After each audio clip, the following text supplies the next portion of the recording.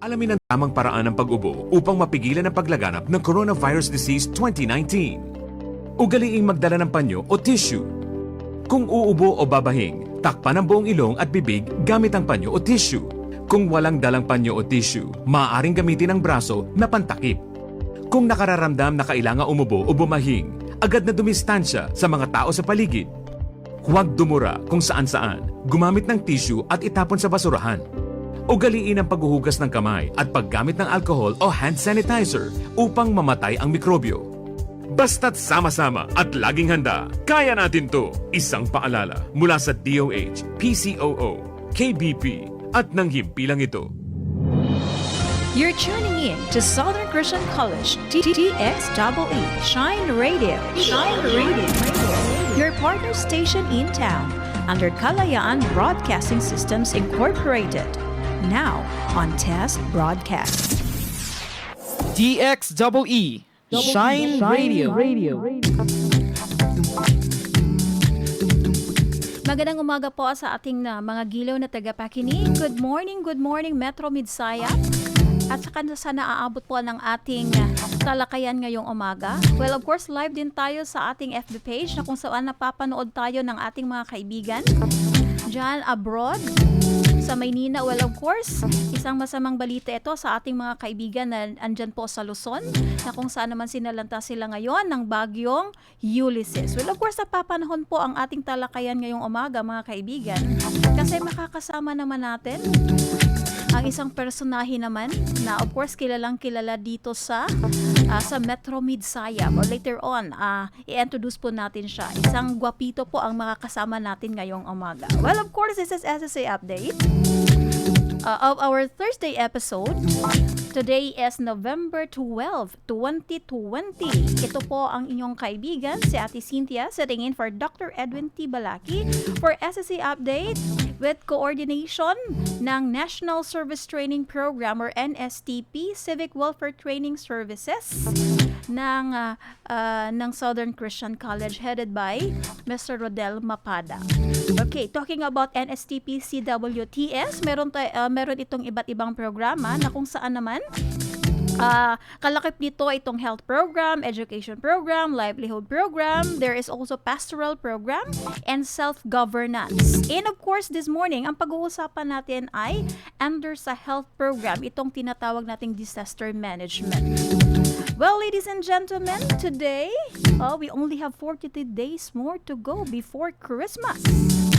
And of course, in line with the situation ngayon sa ibang dako ng Pilipinas na kung saan iba't ibang o maraming lugar ang nasalanta ngayon ng bagyo, ang pag-uusapan natin ngayon ay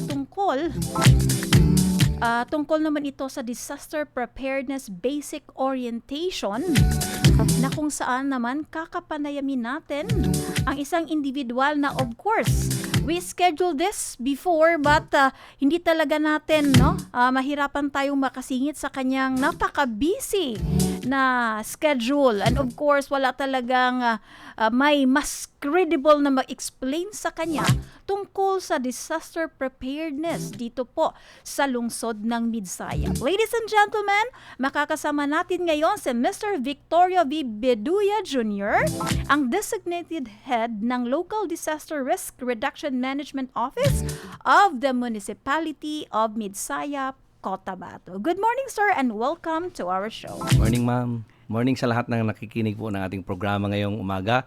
Isang mainit na pagbati galing sa local government ng Midsaya. In behalf ng aming chairman, si Honorable Mayor, binabati ho kayo ng isang napakainit na umaga po sa ating lahat.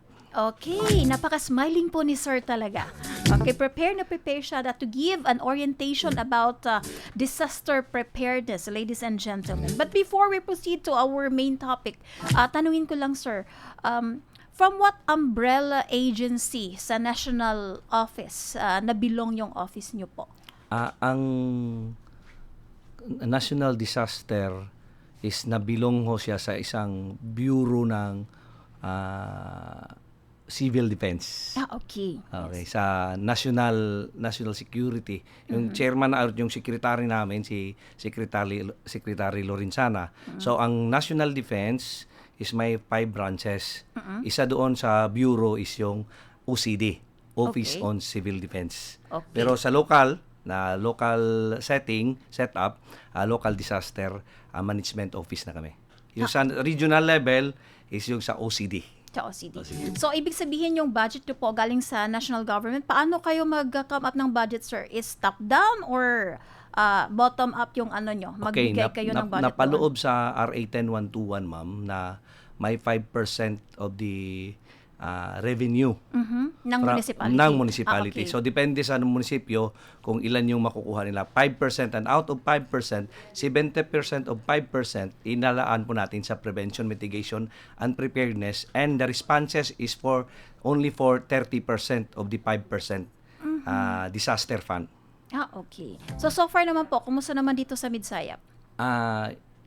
Okay yung implementation ho natin. Isa tayo sa mga naka-hands-on ng pag-hands-on ng programa sa disaster, especially sa pag-budget ng ating kwan. Kaya ang council kasi ang nagdi-decide ng ating budget. Sa Sangguniang Bayan? Hindi po. Yung council ng disaster. Disaster. May disaster council kasi, ma'am. Okay. Ano po ito, sir? Na-organize. Okay. Bale, ang required ang bawat munisipyo na i-organize ang isang konseho sa Disaster Council. Ang involved nito is mga NGOs, CSOs, Okay. private sectors, government line agencies, Yes. then the LGUs, the LGU mismo. So, ang chairman natin is yung mayor. Yes. Ang vice chairman, pwedeng mag-designate ng vice chairman, pwede Okay. ring wala. Pero ang secretariat is kami sa opisina po, kami ang secretariat.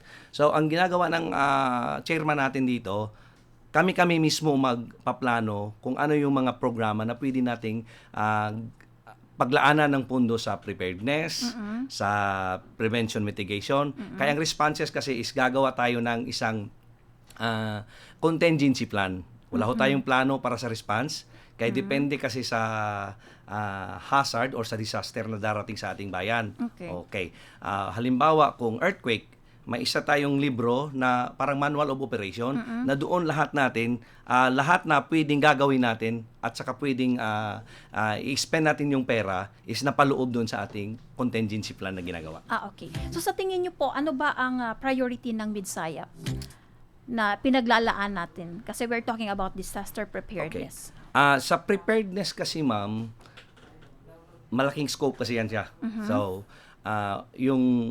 ang upper portion or the higher ground natin dito sa side natin is ginawa namin. Marami kasi mga landslide prone areas diyan. Okay. So, Anong mga lugar dito, sir, sa Midsayap? Sa Malamuti, Kimagango, Baliki, mayroon pa sa Anunang, sa Elbusian, Milaya, Santa Cruz. So ito yung mga barangay. Okay. Ito yung mga barangay na prone sa Landslide. Okay. Pero kay konti naman yung pera natin. Kay 70%, more or less, nasa 12 million siguro yung pwedeng i-spend natin. Pero may mga programs pa kasi tayo, Yes. like trainings, Yes. di ba? Oo. Mga trainings, purchase of mga dump trucks para sa climate Yes. change Yung mitigation. facilities. Mga facilities. So, what we did is, prioritize namin yung pinaka-grabing, kumbaga pa, Pangangailangan. mas problematic na Problematic. area. Mas Okay. pinaka-prone. So, isa sa mga nakita namin kasi ngayon is yung Central Katinggawan, ninaanan namin ng konting budget. Kaya may mga, yung pinagawa ni dating congressman ho natin, na Sakdalan, Yes po. yung tulay doon, pag tataas ang tubig, parang nagkakuan siya ba? Nagbaba lahat. So, kailangan namin ng gabyon yung tawag nila. Kailangan namin na makonstruct ng gabyon para ma-prevent yung tubig na napapasok tapos dun sa mababanlas yung Tapos isa pa is nagiging priority din namin ang Central Katinggawan namin ngayon. It's because of the secondary hazard, which is the schistosomiasis. Oh my God. So kung tataas ang tubig, ang problema is may secondary hazard tayo dyan, is yung mga tao, yung mga bata dyan, na nasa Naglalaro. paligid ng ating creek is maglalaro. So malamang Napakadelikado. delikado talaga. Okay. So, na-priority namin sila. Isa sa mga priority na binigyan namin ng prioridad ngayon, yung Kimagango National High School banda at saka yung sa Malamuti po. Okay, so dapat talaga intindihin natin na kung there is what we call the scarcity of resources, kung ano yun ang mas nangangailangan, yun ang tinatawag nating equity. Kasi, of course, of course, balik na tayo dito ngayon. Kumusta naman po ang update or estado ng ating local disaster rescue and management services sa Midsayas? Midsaya. Gusto ko lang bigyang konting background there. But may disaster tayo sa or disaster office or disaster agency na parang na-establish sa Pilipinas. Nung una kasi yung pinalabas nila is PD 1566. I think mga June of 1978. Which is ang focus niya is the disaster control. Sabi ng mga tao, hindi man natin yan makontrol yung disaster. Lalong-lalo na ngayon. Okay. Ang more on focus nila is more on responses. Kung makikita natin noon, bigay, tulong. So walang prevention, walang mitigation, at saka walang preparedness. 3 dekada ginawa itong RA 10121. At least 21 years in action. So bago na aprubahan ni Gloria Macapagal Arroyo at noong May 2010. Okay. So mga isang dekada na rin, isang dekada. Parang pito yatang mga presidente. Ilang presidente ang dumaan. Okay. So what they did is may paradigm shift. Ang PD 1566 kasi is 30% is prevention, mitigation, and preparedness. Ang responses is more 70%. Okay. Out of the 5%. 5%. The calamity fund pa yung tawag nila noon. Okay. So, binago nila, nagiging disaster fund na siya, tapos ang ginawa nila is 70%. Baliktad na ngayon. Preparedness. Ang preparedness. Bali, prevention, mitigation, at saka preparedness is 70%. Okay. Out of 5% sa Dream Fund. So ang 30% is more on responses na lang. Kaya nakikita kasi nila mas mahirap mag-respond kaysa mag-prevent or mag-mitigate or mag-prepare. Yes. So kailangan natin na ipreparahan yung mga like doing the trainings, the drills, gagawa kayo ng mga, especially yung mga flooded area, contingency planning, paano natin i-run through itong mga plans. So yan, part yan sa mga preparedness plan na ginagawa. Actually, ang disaster is dalawang portion siya disaster, risk management, and risk reduction and disaster management. Kung makikita natin, office, DRRM. DRRM. Di ba? Okay. Disaster risk and reduction. Risk reduction. So hindi ito. Sa akin risk nagkamali reduction, ako. Rescue kasi sa akin kanina. Di ba? Risk reduction and management. Okay. Dalawang area yan kasi dapat ang risk is i-reduce natin through what? By preparing and especially i-capacitate natin yung mga tao. Yes. I-inform natin ng mga tao na ganito yung hazard na pwedeng ma-experience ng isang barangay or isang lungsod. So ano yung gagawin natin? Okay. So may mga programs na inilaan ang gobyerno na para ma-prevent ang risks na darating sa kanila. Okay. So, For example, yes, dyan sa, ano yung priority risk natin yan sa, na-mention natin kanina, yung landslide. So, ano yung mga preparation natin ginawa dyan, sir? Talking about the involvement of community. Okay. Especially yung sa mga landslide-prone areas, yung mga tao na nakapalibot doon, dapat hindi na sila pwedeng makatira doon. Isa sa mga nilagyan namin ng signage. This is a landslide-prone area. So, bawal ang magpatindig ng bahay. So far ngayon, sir, may nakatindig ba bang bahay? Wala. Wala. Actually, sa lahat ng mga landslide-prone areas natin dito sa Midsayap, walang bahay na nakatayo po. Okay. Pero at least, na-prevent. So, probably, kung hindi natin na-prevent, mga ilang years from now, pwede nilang pagtayuan yung mga di ba? Yes, at lalong lalambot yung lupa pag merong mga structure dyan. At saka isa rin, yung ginawa namin, nag-conduct ng parang soil drill ang MGB. Gumawa sila ng soil drill sa lahat ng barangays dito sa Midsayap at nakita nila kung ano yung mga pinaka-lowest portion natin at saka Okay. landslide prone areas natin. Yung babawain natin dito. Alam natin yan dito sa Midsayap kaya may ginawang study yung ating Study. MGB. Okay. Yung soil drill kasali ba dyan kung malalaman ba natin kung ilang palapag lang ba ang pwedeng itayo dyan na structure? Kasali Sa ba yan, sir? engineering Sa engineering yan. Sa So yung sa engineering, inyo, DPWH yan, ma'am. okay. So yung sa inyo, yung ginawa ng MGB is para malaman kung saan yung Pwedeng posibleng Pwedeng pagtayuan lang. Okay. Okay. At saka ma-prevent sila doon sa posibleng magkaroon ng baha Okay. in the future. Yes. May management tayo, ma'am, di ba? Yes Risk po. reduction. Opo. Ang pangalawa is the risk disaster management. Mm-hmm. Hindi man natin pwedeng iwasan ang disaster. Yes. Kaya talagang disaster darating at darating yan siya. Kusang darating yan siya. Hindi natin nalalaman, andyan na ang disaster. So, ima-manage na natin, paano tayo mag-respond sa disaster na darating or dumating na sa ating buhay. So, kaya nga nagkakandak tayo ng trainings, kakandak tayo ng mga drills, kaya in the event, yung tinatawag namin na SIMEX, simulation exercise, in the event na may mga flooding or may mga bombing or may mga earthquake, ang responses is dapat nakadevelop ka ng muscle memory. Okay. Okay. So anong klaseng training po ang naibigay na po natin with regards to this mga disaster preparedness, sir? Ang yung tinitingnan namin kasi, ma'am, isa sa mga hazard kasi natin dito is yung flooding, kundi laman, yung sa bomb, okay, Yes, isa din yan. mga human industry, okay. Awareness lang ho sa ating ang focus kasi namin is gusto namin yung captured group ng 4Ps. May tinatawag tayong Family Community Disaster Preparedness Program. Tie-up kami ng DSWD. So, ang mga lecturers namin from DepEd, meron din sa fire, meron sa bomb, para sa bomb detection. Magiging aware sila. Meron din tayo sa RHU, para Okay. sa first aid, especially kung malala yung mga lugar, tapos mamamatay yung mga tao kaya hindi marunong mag-first aid. So, tinuturuan namin sila. Actually, na-saturate na namin yung buong Midsayap. Lahat ng barangay sa Midsayap. Oo. Ang mga schools, especially sa mga public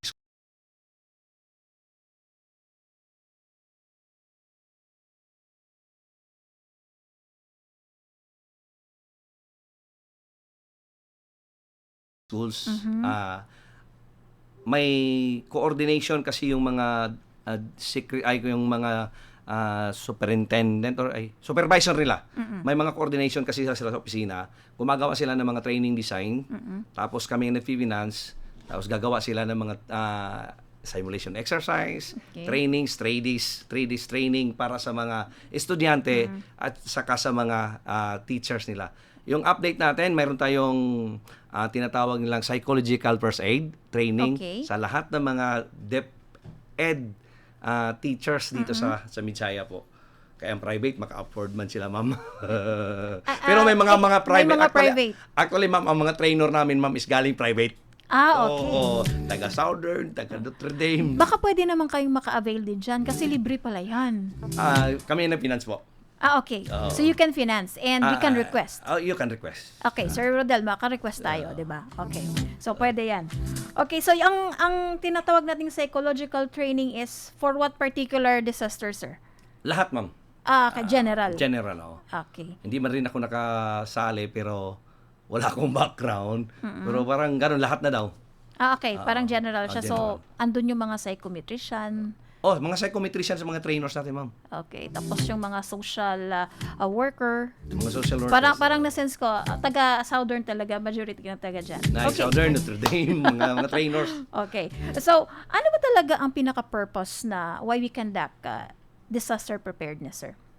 Ang pinaka-concern ng national, ma'am, is ang national framework, gusto nila na magiging zero casualty ang disaster. Yes. Yun talaga. But nila institutionalize, meaning in-establish every town, every municipality para may mag-manage or may mag-prepare during may disaster. Para ma-prevent ang loss of lives and damage of properties. Kung pwede lang. Kung pwede lang. Kung pwede lang. Okay, kung maari lang talaga. So, just for example, merong mga parating na mga kalamidad. So, andun na yung taga LDRRMC na mag-ikot na kaagad sa mga kabarangaya na likas na kayo, lumikas na kayo. Parang forced evacuation ang May gagawin. preemptive evacuation tayo, ma'am. Yes. Yung tinatawag na forced evacuation. Okay, ang mag-enforce niyan, ma'am, is yung police. Sila kasi naghahawak din sa law and order. Okay. Sa Committee on Law and Order sila yan. Pero kayo, saan kayo papasok? Sa preparedness? Sa preparedness. At saka kami. doon Sa na kayo logistics, sa mga logistics. reportings na. Okay. Oo. During kasi sa mga, halimbawa, pag may mga disaster, ang cluster system kasi ang nagatrabaho.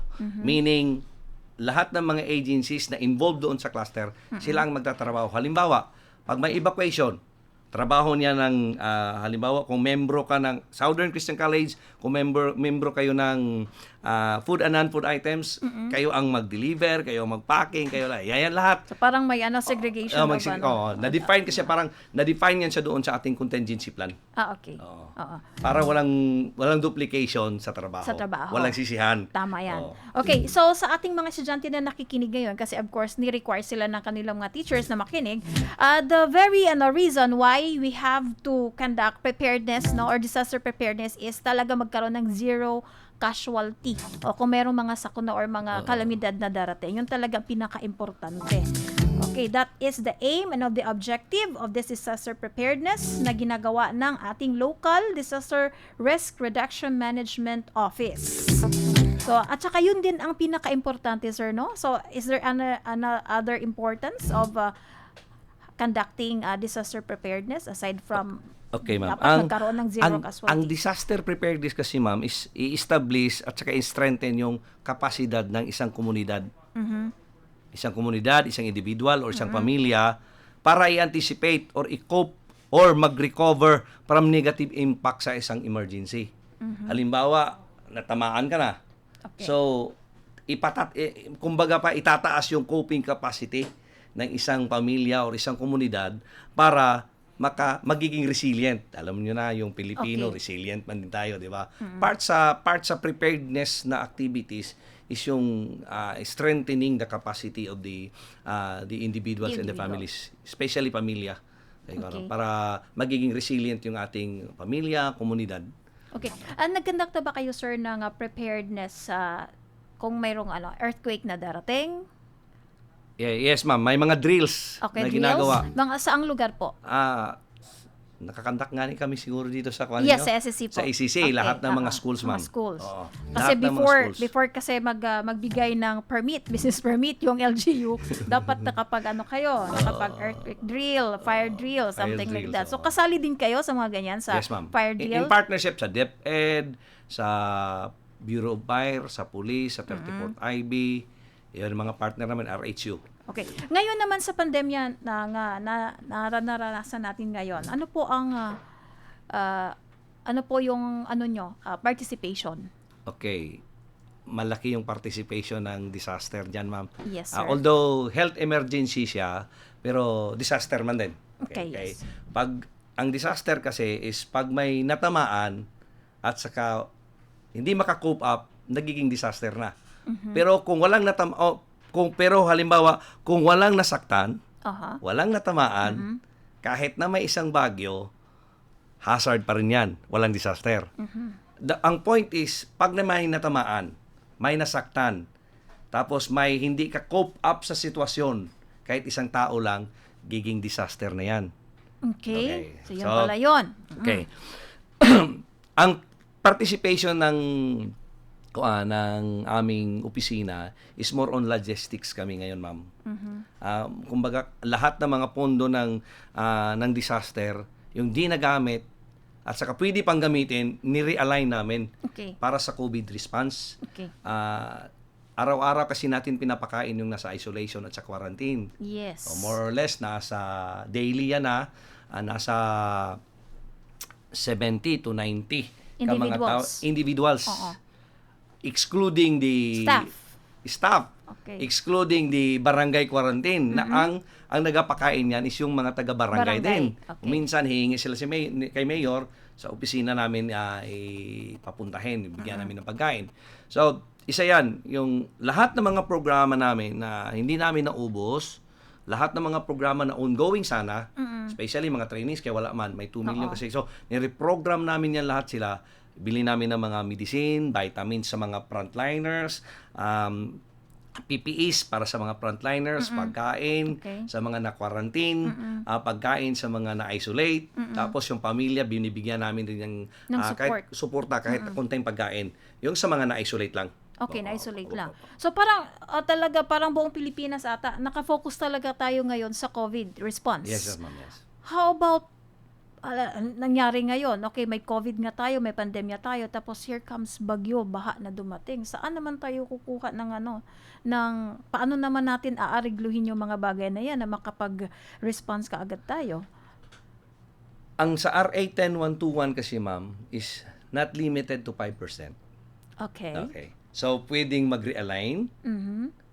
Ang pandemya kasi, ma'am, is ni-required ang 20% na pwedeng i-realign at saka God Okay, Fund. oo. So, hindi lang makapokus doon sa ating 5% calamity disaster fund. Aside from that, is meron din tayong tinatawag nilang bayanihan fund. Okay. So, lahat yon para sa pandemya. In the event na magkaroon ng isang malawakan o malaking problema dito sa Midsayap, or halimbawa sa ibang lugar, allowed kasi sila, hindi na specify sa RA 10121 kung hanggang saan. Basta allowed sila but not limited to 5%. Okay. So, pwede siguro mga 10%, 20%, 20%. Basta hindi na lahat na ubos, pwede natin gamitin doon sa disaster program. Okay. I-reprogram lang siya. I think we are blessed naman dito sa Midsayap kasi parang we have to continue praying na talagang safe pa rin tayo. But there are areas talaga na flooded din. Meron bang nakarating sa opisina nyo na may some part of Midsayap na talagang apektado sa baha ngayon, sir? Last, ma'am, yung sa Bago na Groli, Quinta. Okay. Sa Quinta, parang may 10 tayong barangays na lumubog. Ang problema kasi is nasa baba tayo. Taas ang Cotabato portion. Bumalik yung lahat ng mga tubig. So, Oo, talagang nakuan. nalubog yung nalubog 10. So ano yung mga barangay na yun, sir? From Makasendeg down to Lumupog, mayroong Malingaw, Palungugin area. Then ano naman ang binigay nating doon, sir, so, assistance sa kanila? Actually, walang crop damage, walang na-damage na mga Oh, that's good. Kay, siyempre, nasa taas man sila. Yung mga farm nila, nasa Yung taas. farm lang nila, okay. Nasa taas. So, ang sa baba lang yung sa pauwas lang. Okay. So, walang nag-evacuate, walang lumikas. Pero binigyan din sila ng DSWD ng pagkain po. Pagkain. Okay. Yun naman talaga ang magagawa din natin. So we're very much thankful na napaka-active din ng ating MSWD pagdating sa mga bagay na din yan. So parang you have close coordination with this different offices ng LGU natin ngayon. So sir, any preparation, halimbawa we're talking about the flood sa bagyo. Nasasalanta ba tayo dito ng bagyo parate or usual lang talaga yung flooding lang ang na-experience natin? Actually, ma'am, as per experience, if my memory, kung tama yung pagka-recall ko, 2008, yung pinakagrabe. Yung sabay-sabay sa Is that Pablo? Pablo, yung nauna sa Pablo. Pero sabay-sabay sila, ma'am. Okay, sunod-sunod. So, sa Kwan. Mas maraming doon. Yung nasira yung ating Ulandang Bridge. 2010 pa, 2008. Kasabay yung Hamuwa ED. Oo. How about the preparedness sa ginawa ng LGU dyan? Pagdating sa mga tao or Okay, may pag-counter? mga trainings tayo na nag-conduct, ma'am. Okay. Sa trainings, nag-conduct tayo sa per barangay. Okay. May mga tinatawag tayong barangay emergency response team. Na-organize yan sila. Kailan ginagawa siya, sir? Yearly yan? Yearly, parang refreshers. Pero ngayon na year, wala. Wala na ngayon. Muna Okay, ngayon, because kaya, of the it's pandemya. Because of the pandemya. So, na-organize yan sila sa baba. yung tinatawag nating Barangay Risk Reduction Management Council. Na sila yung magre-responde muna. Ganito kasi yung coordination yan, ma'am. Pag isang purok ang masalanta or magka-problema, ang barangay lang ang magre-responde. Pag dalawang purok na, is ang munisipyo na. Okay. Okay. Halimbawa, sa municipal level, pag isang barangay lang at kaya pa ng munisipyo, Siya lang. Siya lang. Okay. Pag dalawang barangay na, tapos parang lahat na sa dalawang barangay, lahat na apektado na sila lahat, at saka din natin kaya, ang resources din ni kaya, tatawag tayo ng Sa province. province. Okay. I-coordinate natin yan sa province. So, sila yun muna sa baba. So, dinevelop namin yan na kultura na hindi talaga kami tutulong muna. Kayo na muna. Kasi magtutulong mga kahoy. kaya nga meron tayong mga small unit of leaders. So ibig sabihin nito, na-organize talaga ito from the barangay. From the barangay. Every purok, meron talagang mga individuals na talagang trained sila to respond with this kind of disaster, kung anumang klaseng disaster ito. And of course, meron tayong ginagawang yearly na or Refresher. annual na refresher. It's just that for this year, wala tayong ginawa because of the pandemya kasi naka-focus tayo sa sa pag-combat nitong COVID at saka even the funds natin naka-focus din doon. But ito yung ginagawa natin. So Yes, ma'am. dapat din intindihan ito ng ng mga listeners natin at saka of course yung mga the community of Midsayap na pag may mga ganito, wag ka agad tayo dumidiretso. Minsan kasi we keep on blaming kung sino yung nasa taas. But intindihin din natin na meron tayong unit yung purok. From the purok, di ba purok, we are headed by the Purok chairman, leaders. purok leader.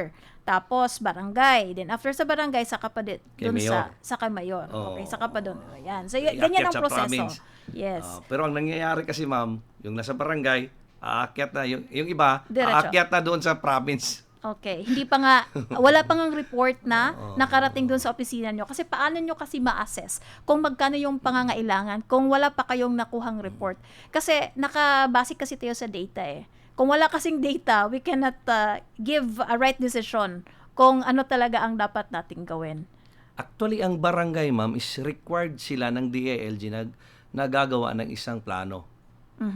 Parang counterpart ng municipal. Okay. Yung sa municipal is aligned siya sa national.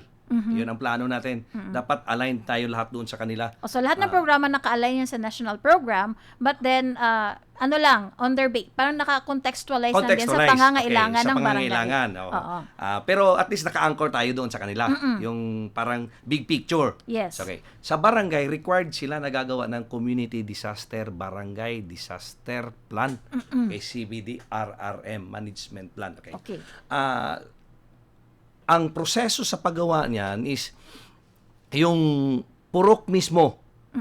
Sila ang mag-identify, purok lang mama, Yes, purok yes. level, sila ang mag-identify ng mga risk doon sa kanilang purok. Yes, kasi kahit purok yan, barangay yan, mataas Oo. yung level ng karamihan. May mga area talaga na talagang lubog. At saka may mga area na slope na kung saan naman, ano ba ang posibleng disaster na maaring mangyari doon. Okay, pwede man na ang isang purok, iba yung kanilang risk. Yes. Sa kabilang purok, pwede ring iba yung Iba. kanilang hazard. Di ba? So, pag isahin yan, ibuuhin ng barangay, yun na ang lahat ng mga, pag ito ang problema nila, ito ang klaseng respond na gagawin natin. Pag ito yung sa pikas kabilang barangay, ilan sila, lahat kasi yan sa plano, ma'am, is identified lahat from the resources na gagamitin, yung hazard na pwedeng darating sa kanila, identified yan lahat doon sa plano nila. Okay. So far, sir, kung ito ay ni-require ng DILG, tapos programa na ito ng munisipyo, sa tingin mo, sino yung, anong barangay dito sa Midsayap ang may active na reporting annually? Population 8. Oh! Actually, ang Taga-Poblacion 8 kami. Actually, ang Population 8, active yan sila, ma'am. Okay. Kay maraming risk kasi dyan sa kanila. Yes, of course. Mataas yung kanilang highway. Yes, of course. Oo. May Katinggawan Creek pa. Yeah, meron. Pero we're thankful na nasa faculty bill kami kasi medyo elevated yung area namin. Okay. Active yung kwan nyo dyan. Kapitan. Yung si kwan pa noon, si Kapitan Dulitit. Adelaide. Okay, so Established pa na, congratulations. established. Congratulations sa Poblacion 8 na napaka-aktibo Isa sa sila. isa sa mga active. Isa sa mga active. Lahat So active, marami ma'am. pa. Maraming active, ma'am, pero isa sila sa mga Wala namang hindi talaga nagko-comply. lahat. Lahat, ma'am. Naka-comply sila. Kasi kung hindi sila mag-comply, ano ba ang sir? Sanction niya, may sanction yan sa ma'am, sa DILG. Sa DILG. So maaring wala silang walang pondo. Hindi rin natin alam, Hindi pero natin sa alam. DILG yan siya. Under their Under domain their- na 'yon. Opo. Okay, so far maganda naman kung ganyan ang ganyan kaaktibo naman yung partisipasyon ng bawat barangay. Okay. Ginagawa din natin ito, sir, para din po sa kalaman ng ating mga estudyante. You mentioned kanina, balikan nga natin, how are we going to distinguish risk and hazard? Para, of course, we are educating now the students na nakikinig din ngayon kasi ito yung itatanong nila, mag-quiz ata si Sir Rodel mamaya.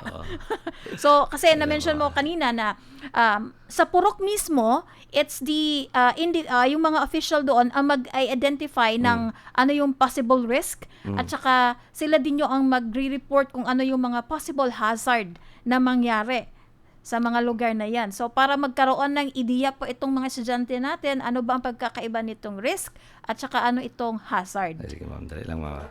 Okay. Titingnan natin, ma'am. Okay, sa ating mga nakikinig ngayon, ito po ang DXEE Shine Radio FM, your partner radio station in town. It's 87.9 in your radio dials, and we are an affiliate station of the Kalayaan Broadcasting Systems Incorporated. And DXEE is established for education, entertainment, and excellence. Okay mga kababayan, kasama pa rin natin ngayon ang ating Local Disaster Risk Reduction and Management Officer, Designated Officer sa lungsod ng Midsayap na si Mr. Victorio Biduya Jr. And of course, we have an advisory. We would like to apologize for the live broadcast interruption. This is due to some technical issues, mga kaibigan. So our technical team is currently working on it. So we will be uploading a recorded copy of the interview right after the program. Kasi kung may mga estudyante na yung nakikinig ngayon. So you can retrieve this program through DXEE Shine Radio. So for now, you can tune in to 87.9 FM on your radio dial. So thank you for your understanding. Kasi of course, andyan na ngayong mga faculty natin na nagtitake note sila kung ano yung posible nilang ibigay ng mga katanungan sa kanilang mga estudyante na nakikinig ngayon. Kasi all first year students are enrolled in the NSTP or the National Service Training Program under the Civic Welfare Training Services dito sa Southern Christian College, headed by Sir Rodel Mapada. Isa sa mga faculty dito, sina Sir Elmer Ray Quinones, si Ma'am Megs Quinones, kasama din nila si Mr. Redentor Alejado. Sino pa itong mga faculty natin, sir?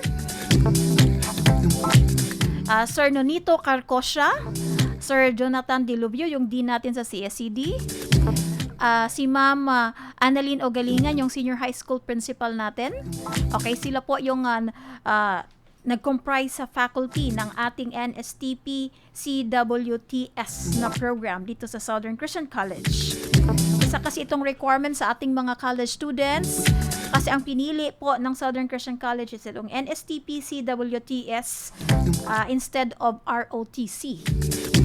Kasi mas may kapakipakinabang daw ito. Well, of course, lahat naman ng mga programang ito ay may kaakibat na mga purpose talaga na ginagampanan sa ating komunidad, but we opted to have this type of program dito sa ating eskwelahan kasi parang ito ang mas conveniente po sa ating mga estudyante.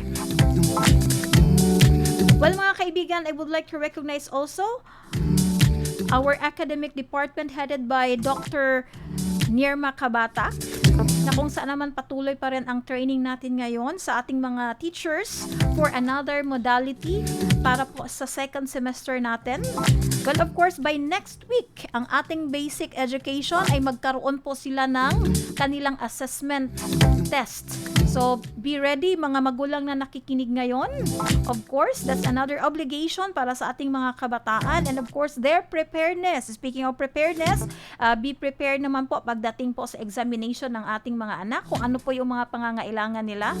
And we would like to inform you na yung naka-assign line na supposed to be brown out ngayong Sabado ay hindi po siya matutuloy. So tuloy-tuloy po ang paggawa ng ating mga output sa ating mga kabataan. And of course, yung ibang mga faculty natin na taking up their graduate studies ay of course is a good news for them. Yan para po sa ating mga TES na mga recipient. Continue po ang pagbibigay natin ng pagre-release ng ating subsidy. We are now on the 7th day. Okay, doon po sa hindi pa po nakakuha, well of course, just coordinate lamang sa ating scholarship team headed by Ma'am Charis Fermil. Well of course, kung meron kayong mga katanungan mga kaibigan, of course, suggestion for our program, you can send us through these numbers. We have our smart line 0961-883-5520. Again, the smart line 0961-883-5520. And for our globe line 0916-353-8921. Again, you're listening to SSC Update. This is time for the Disaster Preparedness Basic Orientation in cooperation with the National Service Training Program, Civic Welfare Training Service Unit of Southern Christian College. This is your host for today, Cynthia Tagot, sitting in for Dr. Edwin T. Balaki. And of course, kasama pa rin natin ngayon si Mr. Victoria V. Beduya Jr., ang ating designated head ng Local Disaster Risk Reduction and Management Office dito po sa lungsod ng Midsayap. Okay sir, we're back. Okay, sa ating mga ano ngayon dyan sa, well of course, patuloy pa rin itong pagbugso ng ulan natin. Well, of course, I am very much sure that itong municipal DSWD natin ay patuloy pa rin sila naghahanda sa anumang mga posibleng assistance ang maibigay nila. And of course, with the Local Disaster Risk Reduction and Management Office, and kalakip na nito ang, of course, ang opisina ng ating Municipal Mayor Romeo Aranya, at of course kasama din po ang 10 ng mga kasamahan ng ating Sangguniang Bayan members. Yes sir. So balik tayo dito ngayon para mas maintindihan po ng ating mga estudyante ano bang pagkakaiba nito ng risk at saka how we're going to distinguish hazard from it. Sige, ma'am. Okay. Bago natin yan talakayin, ma'am, punta ho tayo muna sa 4 thematics ng ating disaster. Okay, makinig kayo mga estudyante. Ito, magaling ito. Okay. Okay. 4 ito ha. Mayroon tayong tinatawag na disaster prevention and mitigation. Number 2 is mayroon tayong disaster preparedness. Number 3 is disaster response. Number 4 is yung tinatawag nating disaster rehabilitation and recovery. Yes. So, sa disaster prevention and mitigation is the avoidance and mitigate their potential impact by reducing vulnerabilities and exposure and enhancing capacity of the community. Meaning, yung impact, yung magiging impact ng isang disaster or ng isang kalamidad or isang sakuna is dapat ma-reduce natin. Yes, Okay, so prevention, mitigation. Hindi man natin pwedeng talikuran ang isang disaster or hindi man natin pwedeng hindi malikayan. Tawag na hindi malikayan. So dapat ma-mitigate na lang ang impact para sa mga tao.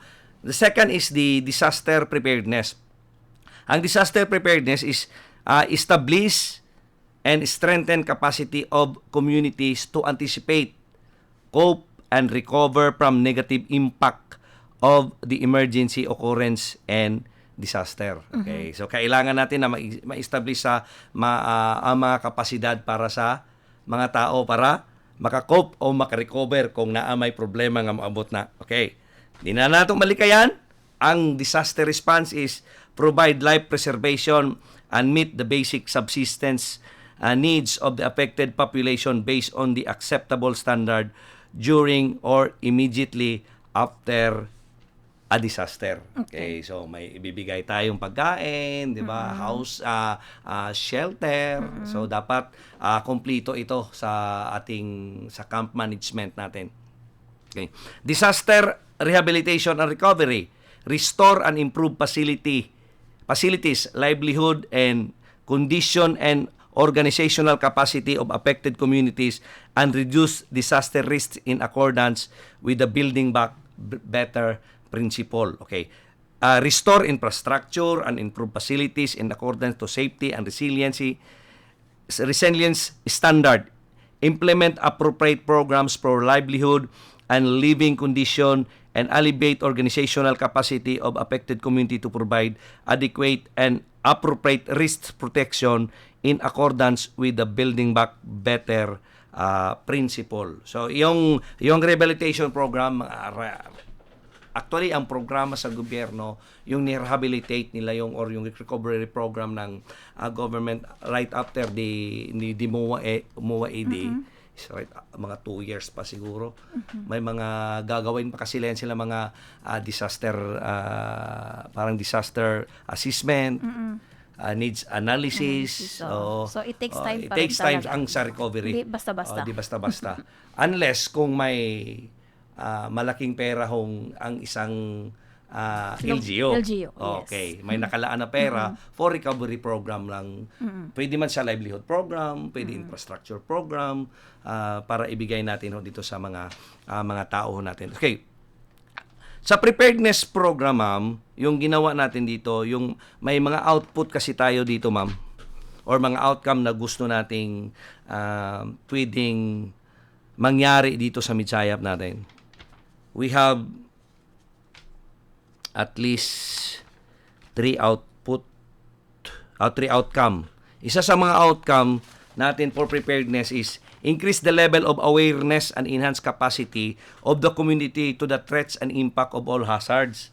Ang lead cluster nito is LDRRM, ang implementing partners namin is PNP, BAP, RHU, AFP at saka DepEd.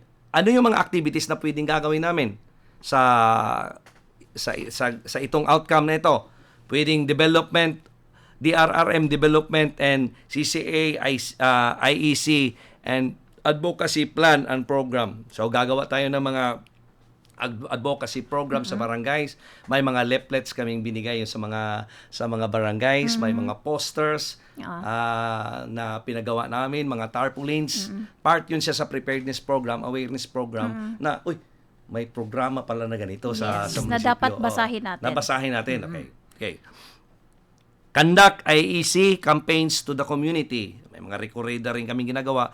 Conduct trainings and simulation exercise. Ito yung mga preparedness na ginagawa natin sa Mitsayap, Mama. Okay. Customize and specialize DRRM capacity building for specific group. Okay.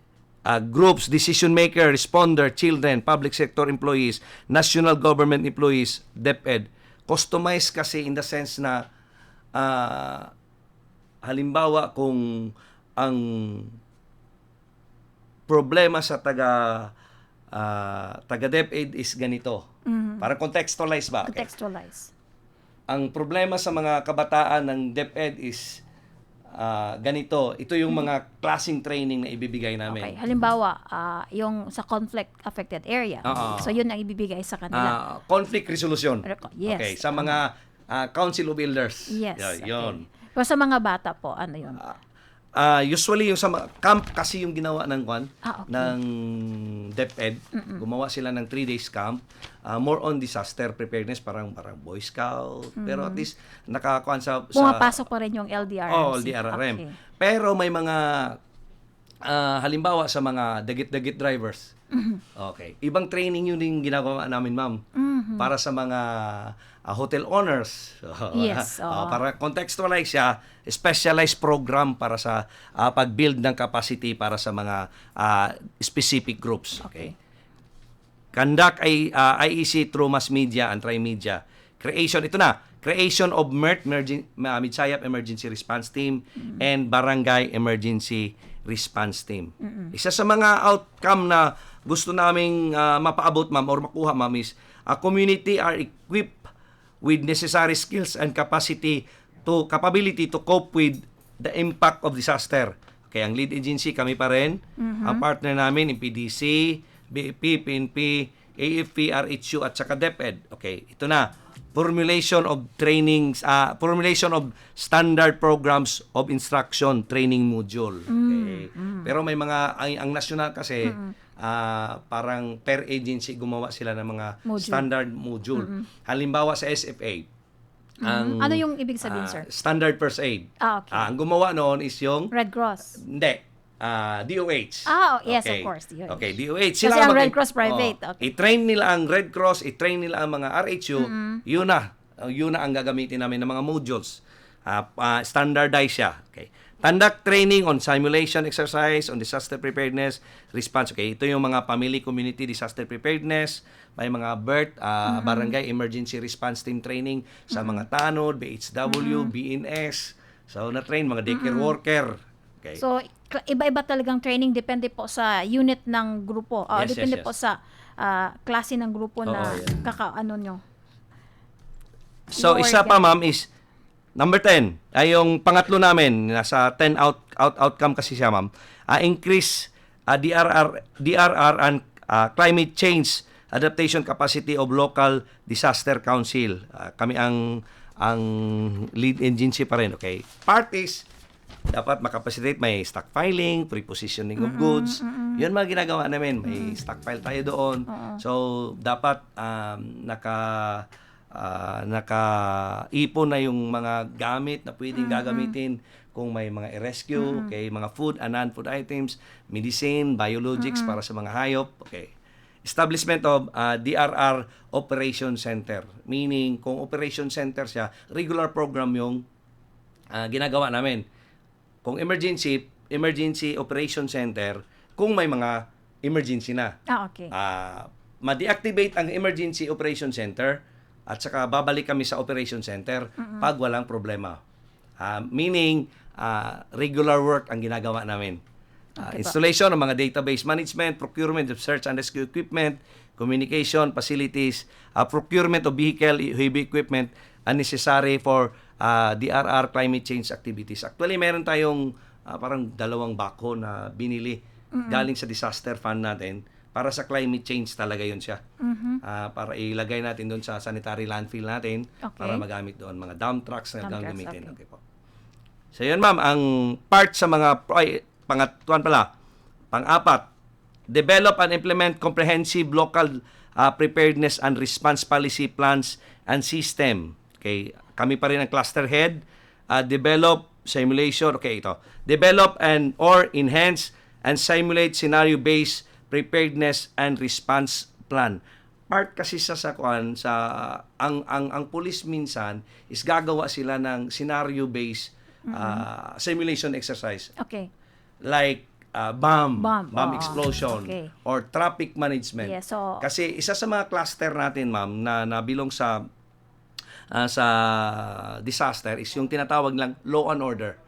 So paano natin ito ipapatatakbo kung may mga problema na. So dapat gagawa sila ng isang senaryo. Isang senaryo tapos senaryo. yan. Halimbawa may nasugatan. Lahat ng mga stakeholders, lahat ng mga actors is gagawa sa kanilang mga responsibilidad. Okay, develop ICS command system kasi ito. Develop enhanced standard manual of operation na paloob na yan sa ating contingency plan.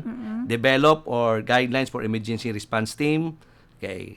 Conduct inventory of existing resources. So, yun lahat ng mga programa na more or less nasa 90% na siguro nagawa namin, okay. ma'am. So, pabalik-balik na yan siya para sa mid-SIAP mga activities. Okay, that's good. Yes, sir. So, ibig sabihin nito, sir, so you will be dealing diverse individuals, tapos iba't ibang capacity, i-equip nyo sila sa iba't ibang capacity. Ibig sabihin, yung grupo po ng LDRRMC po natin, or LDRRMO, equip din kayo sa iba't ibang klaseng capacity kasi you are going to empower individuals sa iba't ibang klaseng sektor.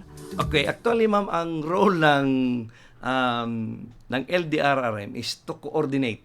Okay, isa yan sa mga function namin. Parang secretariat. Secretariat kami is coordination. Meaning kami ang mag-organize. Not necessarily nga expert kami doon. Yes. I-organize namin ang, right. halimbawa sa PFA. I-organize na. Actually, parang tayo lang ang naka-organize ng PFA, ma'am, sa province. Okay, that's good. Na-organize natin ito dahil sa COVID. Through the effort ni Kuya Edsil. Partner. Edsil. Permil. Ayan. Isa sa okay, mga, parang familiar yung apelyido. Active kasi yan sila sa DepEd.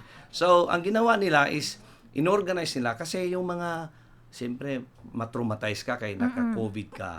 Sila yung magkakandak ng psychological first aid. So, ibig sabihin pala, the local government of Visayas, when it comes to this, hindi pa rin tayo nabibehind. Oo, ma'am, yes. Yeah. Kasi meron tayong mga contribution na rin. At saka, well, of course, dapat malaman din ito ng mga constituents natin, no? At saka yung mga, of course, ng locality ng Midsayap, kung ano po yung mga kahandaan na hinihanda po ng mga tao na nakaupo po sa pwesto na yan. Lalong-lalo na itong si Sir Victorio Beduya Jr. Before kayo naging designated head ng LDRRMO, sir, saan ba kayo na-assign? Actually, social worker ako, ma'am. Okay. Sa Cotabato for 14 years ako doon. Uh-uh. Sa Cotabato, tapos parang 8 years ako dito sa So, bali, sa local. reassignment mo ito? Yes. Okay. So far naman, mas madali lang ba i-handle? Mas madali ang sa social work na gawain? Or saan ba ang mas sa'yo? Ang mas mabigat? Lahat mabigat, pero social worker madaling mag-adjust sa mga Yes. personalidad na may encounter Kasi mo. you are trained sa ganyang klaseng trabaho. Oo. So, madali mo na lang Kung i-adjust yung titimbangin sarili ko, mo. mas Mabigat ang ang... sa DSWD. Yes. Mabigat.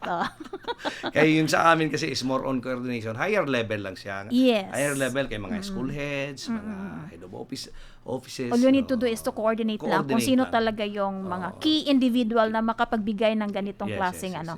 capacity. Kaya nga ang ginawa namin, hindi lang sa pagwan, mama, yung iba kasing mga kasamahan namin sa disaster is, pag disaster sila na tanan. Uh-huh. Nakabutang mo na sa atong law nga kita mo coordinate lang atong i-arrange ang tanan para muliho. Yes. Ang mas maganda kasi dito yung may cooperation. Kaya, so dito na tayo papasok, sir. How are we going to promote disaster preparedness? Na kung saan naman, di ba? Yung sasabi nyo, na dapat pag nasa rescue ka, or nasa ganyan, hindi na maibig sabihin na kayo na ang gagawa, kundi kailangan nating coordinate sa karamihan. So, ano ang gusto mong ipaabot sa kanila, sir? Kasi andyan na tayo. Ang disaster preparedness itself is trabaho ng lahat. Yes, Okay, that's right. Diba? Pwedeng ikaw, pwedeng ako, pwedeng tayong lahat ay matamaan ng isang disaster. So, ibalik natin sa personal. Makialam tayo or tawag nila yung gusto natin, palawakin natin yung ating kaalaman. Kasi kung halimbawa kung ikaw ang matamaan or kung sa pamilya ang magkaproblema, kung nasa pamilya magkaproblema, sinong tutulong sa iyo? So Okay. dapat lahat tayo makialam. It's because concern ng isang individual, ng pamilya ang disaster. Hindi man natin wala man nag-ampo. Hindi man natin tawag nito parang kagustuhan na may disaster na darating sa Mangyari, ating na buhay. maganap. But what if kung Meron. Iyan. So kaya nga paghandaan, Handaan. dapat tayo makialam, dapat tayo mag-participate, dapat tayo mag-learn sa mga Yes. proseso paano natin i-prepare ang ating mga sarili, That's sa right. isang sakuna. So bali yung opisina po ng LDRRMO, sila lang po yung mag-facilitate ng mga activities. Sila po yung mag-coordinate sa mga right individual na magbigay po ng kapasidad sa mga or mag-empower sa community. Ang pinaka-importante talaga dito is the participation of all. Yes. Kasi ilan lang ba kayo sa opisina? Ilan lang ba din ang mga tao sa MSWD? Ilan lang ba din ang mga tao dyan sa munisipyo? Kung sila din naman, may mga pamilya din yan, matatamaan din yan. So, kailangan talaga natin na makialam tayo. Tama yun, sir. Alamin natin kung ano yung dapat nating gawin as individual in coping with this. And ito ay nakalatag na rin sa bawat local government unit ng mga barangay nyo. Alam ito ng mga barangay officials nyo. All you need to do is makialam lang din kung ano itong mga preparasyon na ginawa.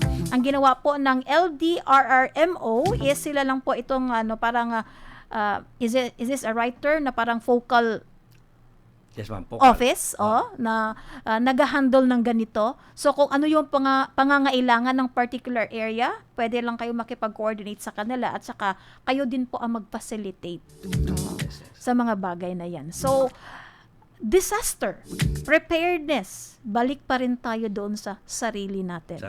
Na dapat makialam tayo at saka alamin din natin kung ano yung mga limitasyon at saka ang ating mga obligasyon. Well, of course, mga kaibigan, yan po ang talakayan natin ngayong umaga.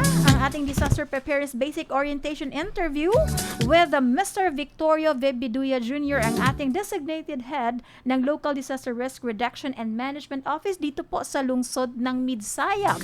At of course, dito po tayo nagtatapos sa ating programa ang SCC Update with coordination ng ating National Service Training Program, Civic Welfare Training Service Unit, headed by Mr. Rodel Mapada and Company.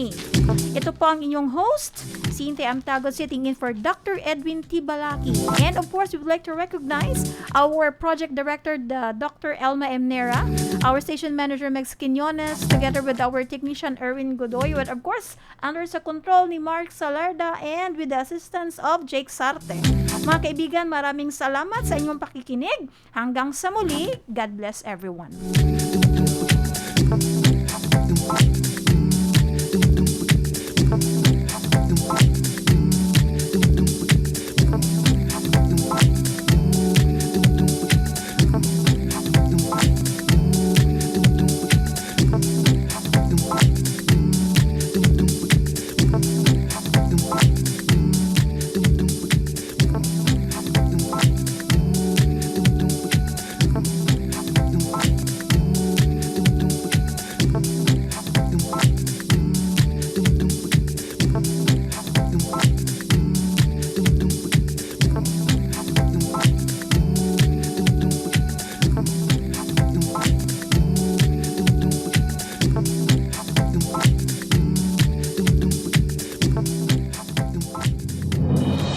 You're tuning in to Southern Christian College, TTXEE, Shine Radio. Shine Radio. Your partner station in town, under Kalayaan Broadcasting Systems Incorporated. Now on Test Broadcast. God our Father, we come to you in our need to ask your protection against the 2019 and coronavirus that has claimed lives and has affected many.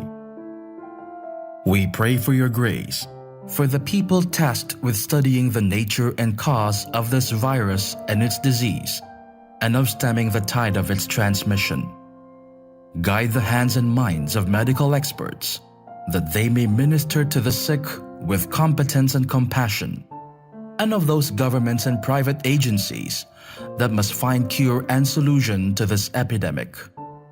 We pray for those afflicted. May they be restored to health soon. Grant us the grace to work for the good of all.